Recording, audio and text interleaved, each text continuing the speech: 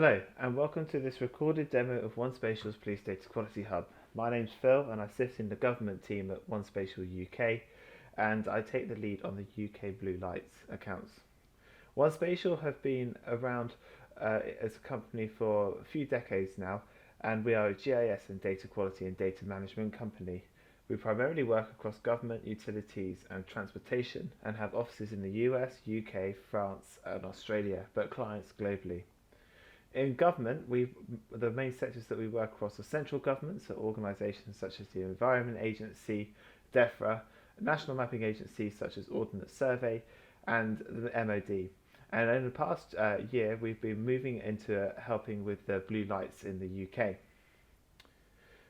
So the offering that we've got for the UK Blue Lights, which you can see on the screen in front of you, is the Emergency Services Data Quality Hub. This sits on top of 1Spatial's rules engine, which is a positive rules-based approach to data quality. And I'll talk a bit more about what that means in the future. The apps that you can see on the screen are the ones that we've currently got on offer, and these have been designed with emergency services forces for the emergency services. And we have a unique innovation process where we work with our member forces to look at what are the current data quality problems that are causing them concern, and how can we find a resolution for them. And we do that. We innovate and design the new apps based on a series of demos and workshops. And because all of these apps are based on no-code rules technology, we can spin up new apps to sit on the hub here in a matter of months, which means we've got really rapid, agile, and innovative approach to building up these apps. The three that you can see on the left-hand side of the screen are the ones that are currently available on the hub. So we've got address and coordinate correction, address and UPRN correction, and beat boundary updates. These are the three that are already available. Address and coordinate correction takes all of your police data and it checks that the record is in the correct location for the address that it's in. So what it will do is it will take a record, look up against the authoritative government source, which often tends to be data from Ordnance Survey, and it will check that the record is first of all within a property or on a street record, and then it will check that the record is at the same address as the polygon it is within. So for example, if you had a building that was a burglary that was recorded at 1 Acacia Avenue, but it was actually within the building for 5 Acacia Avenue, this would come up as being incorrect. And the reason we need this is because often when you open up police data, if you look at it, or emergency services data, if you look at it on a table form, the address can be correct and it will all look okay. But as soon as you put it up onto a GIS mapping system or a business intelligence dashboard, because the geocoding and the coordinates are wrong, all the points will go off to the wrong location, and you'll end up with false positive hotspots or incorrect hotspots, which can lead to inaccurate deployment of resources. If there is a record that is not within the correct building or on the correct road, what this app will do is it will then shift that record to be in the correct location, and it will also do an address matching check to check that there's no spelling mistakes or any address errors on the police record or the emergency services record. So that's the first app that we've got, the address and coordinate correction. The second one looks at addresses and UPRNs. So this takes a similar approach in that it's looking up against the government source. But here, rather than the coordinates, we're focusing on the UPRNs. And the UPRN is a unique reference number for any addressable location. So if you took, for example, a flat within a building, that can be described in lots of different ways. It could be flat 1, flat A, ground floor. And then there's obviously different ways of describing the building. So you don't always have an exact way of describing the location, which can make it difficult to link multiple data sets or multiple systems, particularly if you're looking at doing something in a machine-readable language. Where the UPRN comes in, it provides every addressable location with a unique number.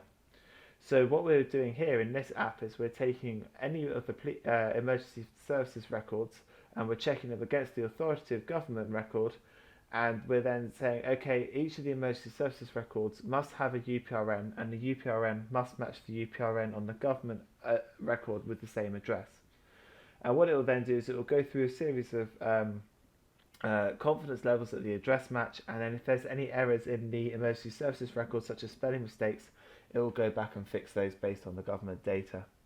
The beat boundary update app, this one, as patrol boundaries or beat boundaries are constantly changing, This takes any records, checks which beat boundary it is within, and then will update the data if it has changed. So each time that you redraw your beat boundaries, rather than having to go through and manually change all of the different records depending on the new beat area they're within, this will just automatically run it through by doing a spatial check.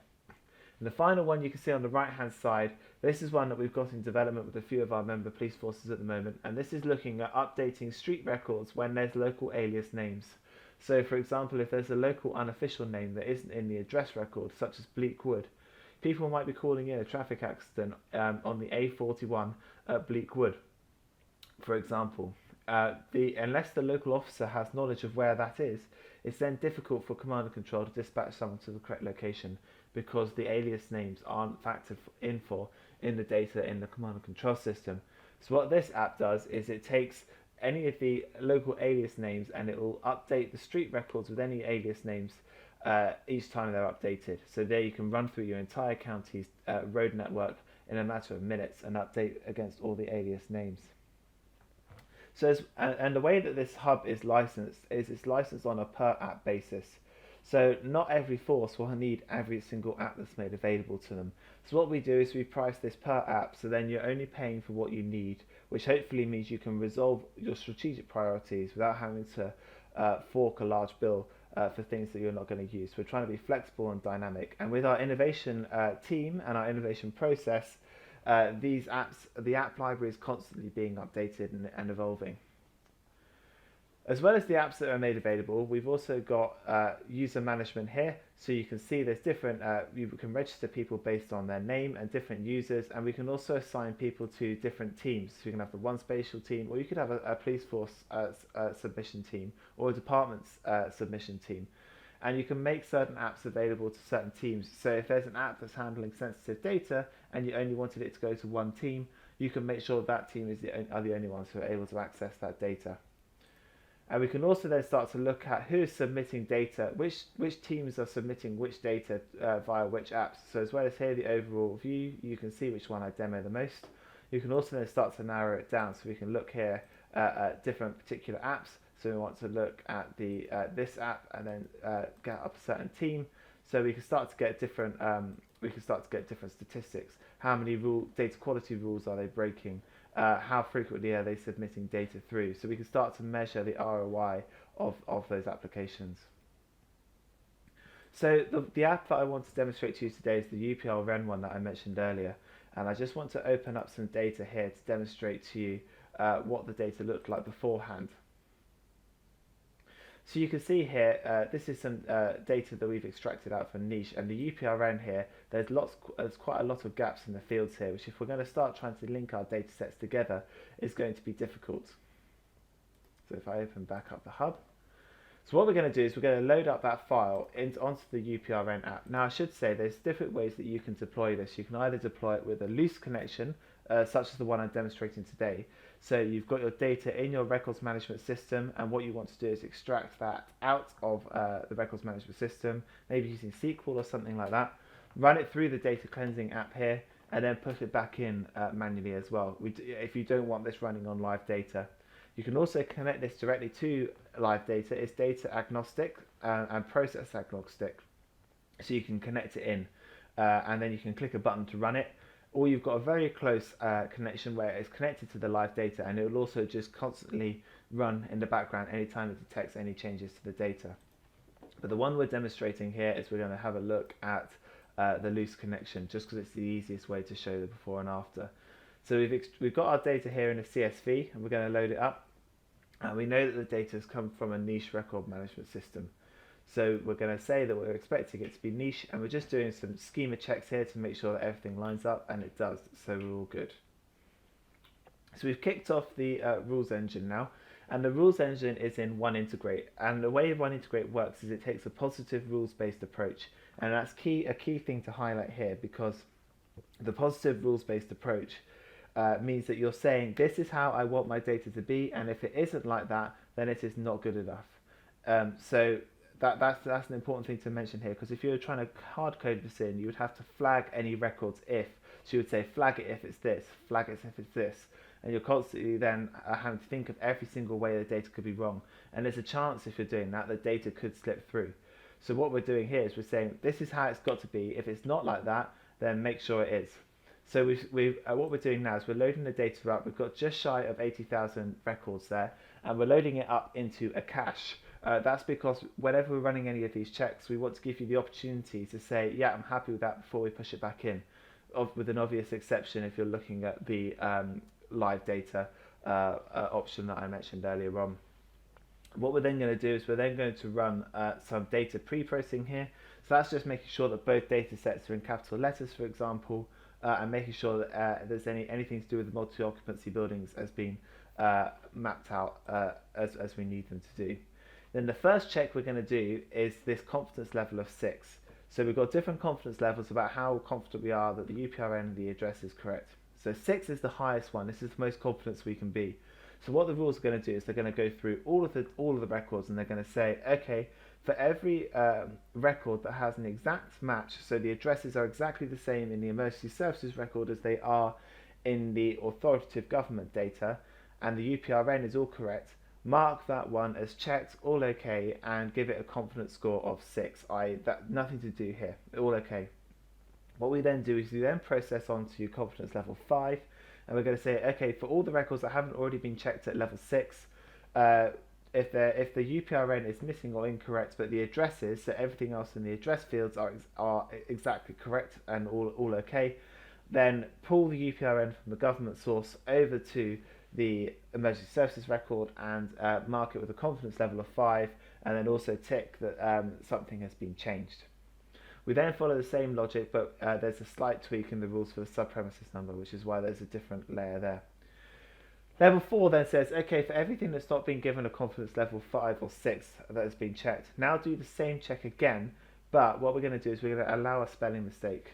So if we're pulling a UPRN over from the government record, but there's a spelling mistake in the emergency services record, so for example, if in the emergency services record it had been spelled a burglary at 5 Bell Lane, but in the government record it was 5 Bell, and then Bell was spelled B-E-L-L, whereas in the emergency services record it was B-E-L-L-E, then we're going to say we're pretty sure that's correct and we're going to match it over, but we're not quite as confident as we were with the exact address matches, so we're only going to give it a level 4. Level 3 and level 2 are partial address matches, so this might be a burglary at a property, for example, or another incident of property where we've only got the house number and the postcode. We're going to say, yeah, we're pretty confident with that, but we're only going to give it a 3 or a 2. And then finally, level 1 is where we were unable to make a match. So this might be where someone's just written stabbing at Greg's, and then there's no other details. We're going to say, well, we've got no idea what that could be. And rather than trying to automate a change, it's less of a risk to just flag that one up as saying this one needs looking at. What we're trying to do here is we're trying to then reduce the amount of manual checks that the team, data quality team at your force or the IT team needs to do when they're looking through the data. So if we've got 80,000 records submitted here, but we can get it down to saying, okay, well you only need to check 200 of those, that's a significant reduction on your workload, which means then your team can start looking at trickier examples they need to look at. So we got to the end there in a matter of minutes.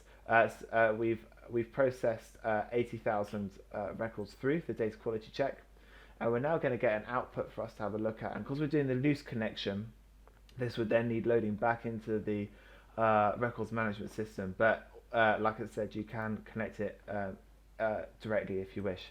So if I open it up here, you remember beforehand the gaps in the UPRN. There are loads of gaps in the data. So you can now see, this is the previous one, just waiting for the new one to load. There we go. So you can now see all of the UPRNs have been filled in, apart from the odd gap, but that's where we've had a confidence level of 1. So we've now got full and complete data that we can start to do to create linked data between multiple different data sets and start to bring up a rich picture of what's been going on, whether you're investigating a crime, responding to an incident, or if you're trying to allocate resources for the future. You can see here we've got the confidence scores as well. So another thing that we can do is we can also filter out. We might say, okay, anything with a 6, 5 or a 4 is all good to go. Just chuck it back or send it straight back into niche in this case, or whatever your records management system is. but I'm going to do some spot check on some threes. So anything that's with the confidence score of 3. So what we'll do then is we then say, okay, let's filter it out and give this to a member of the team to have a look at. And you can see here it's been ticked as processed but also updated, so changes have been made to the record.